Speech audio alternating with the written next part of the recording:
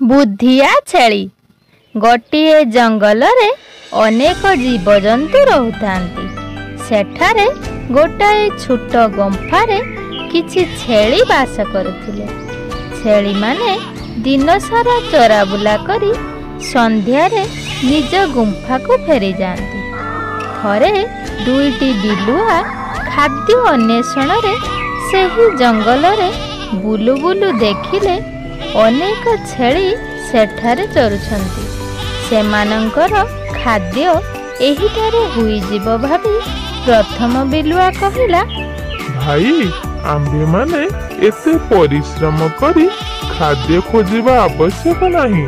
ଏଠାରେ ଯେତେ ଛେଳି ଅଛନ୍ତି ଆମ୍ଭମାନଙ୍କର ଅନେକ ଦିନର ଖାଦ୍ୟ ହୋଇଯିବ। କେବଳ ସୁବିଧା ସୁଯୋଗକୁ ଅପେକ୍ଷା କରିବା ଉଚିତ। ସେଥିପାଇଁ ମହାପୁରୁଷମାନେ କହିଛନ୍ତି, ଇନ୍ଦ୍ରିୟାଣି ଚ ସଂଯମ୍ୟ ବକବତ୍ ପଣ୍ଡିତୋ ନରଃ ଦେଶ କାଳ ବଳଜ୍ଞାତ୍ୱା ସର୍ବ କାର୍ଯ୍ୟାଣି ସାଧୟ। ଅର୍ଥାତ୍ ପଣ୍ଡିତ ଲୋକମାନେ ନିଜର ଇନ୍ଦ୍ରିୟମାନଙ୍କୁ ନିଜ ଆୟତ୍ତରେ ରଖି ଉଚିତ ସମୟ ଆସିଲେ ନିଜର କାର୍ଯ୍ୟ ସାଧନ କରିଥାନ୍ତି। ଯେପରି ବଗ ଧ୍ୟାନରେ ରହି ରହି ଠିକ୍ ସମୟ ଆସିଲେ ମାଛକୁ ଧରିଥାଏ, ତେଣୁ ଆମ୍ଭେମାନେ ସେହିପରି ନିଜର ଜିହ୍ବାର ଲାଳସାକୁ ନିଜ ଆୟତ୍ତରେ ରଖି ସନ୍ଧ୍ୟା ପର୍ଯ୍ୟନ୍ତ ଅପେକ୍ଷା କରିବା ଉଚିତ।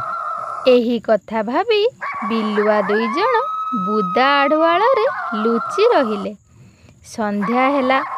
ଯେତେବେଳେ ଛେଳିମାନେ ଗୁମ୍ଫାକୁ ଫେରିଲେ ସେତେବେଳେ ସେମାନେ ସମସ୍ତଙ୍କ ପଛରେ ଚାଲୁଥିବା ଛେଳିକୁ ନେଇ ବୁଦା ଆଢ଼ୁଆଳକୁ ଚାଲିଗଲେ ଏବଂ ତାଙ୍କର ଭଲ ଭୋଜନଟାଏ ହେଲା।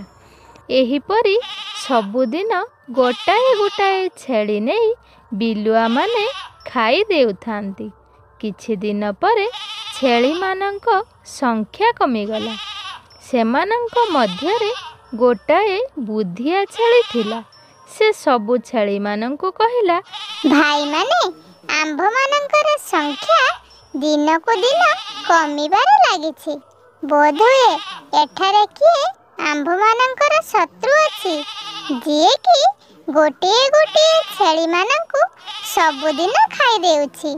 କିନ୍ତୁ ତା କଥା ସମସ୍ତେ ହସରେ ଉଡ଼ାଇ ଦେଲେ ଏବଂ କହିଲେ, ବୋଧହୁଏ ଆମର ଛେଳି ସାଙ୍ଗମାନେ ଦୂରକୁ ଚରିବାକୁ ଯାଇଛନ୍ତି।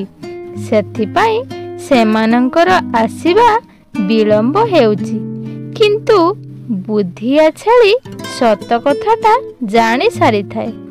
ସେ ଗୋଟାଏ ଗଛ ମୂଳରେ ଛପି ରହିଲା ଏବଂ ଦେଖିଲା ବିଲୁଆ ଦୁଇଜଣ ତାର ସାଙ୍ଗ ଛେଳିମାନଙ୍କୁ ଖାଇ ଦେଉଛନ୍ତି। ସେ ଶୀଘ୍ର ଦୌଡ଼ି ଗୁମ୍ଫା ଭିତରକୁ ଚାଲିଗଲା।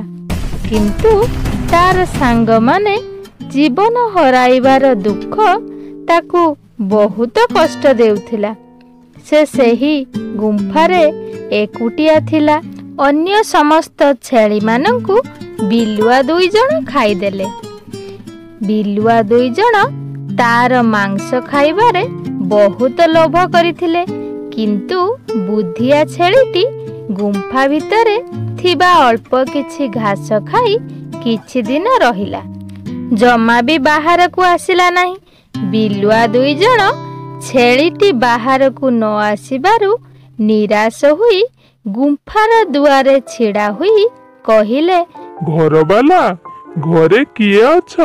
ବାହାରକୁ ଆସ। ଆମେ ଭିକ୍ଷା ମାଗିବାକୁ ଆସିଛୁ। ଆମ୍ଭମାନଙ୍କୁ କିଛି ଭିକ୍ଷା ଦିଅ। ଛେଳିଟି ତ ବହୁତ ଚାଲାକ ଥିଲା। ଗୁମ୍ଫା ଭିତରେ ରହି ସେ ଉତ୍ତର ଦେଲା, ଭିକ୍ଷୁକ ମହାଶୟ, ଟିକେ ଅପେକ୍ଷା କରନ୍ତୁ। ମୋର ଘରକୁ ବନ୍ଧୁମାନେ ଆସିଛନ୍ତି ତ, ସେଥିପାଇଁ ମୁଁ ଟିକେ ରୋଷେଇ ବାସରେ ବ୍ୟସ୍ତ ଅଛି। ବିଲୁଆ ଦୁଇଜଣ ଭାବିଲେ, ତେବେ ଏହି ଛେଳି ସହ ଅନ୍ୟ ଛେଳି ବନ୍ଧୁମାନେ ମଧ୍ୟ ଅଛନ୍ତି। ତେବେ ଆମର ବଢ଼ିଆ ଖାଦ୍ୟଟିଏ ହବ। ଆମକୁ ସତରେ କେତେ ଖାଦ୍ୟ ମିଳିଯିବ।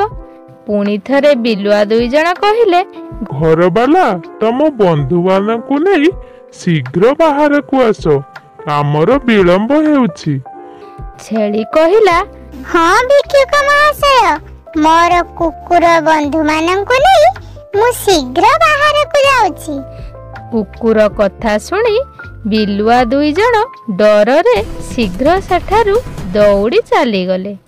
ଏଥିରୁ ଆମେ ଶିଖିଲେ ବୁଦ୍ଧି ଦ୍ୱାରା ବିପଦରୁ ରକ୍ଷା ମିଳେ।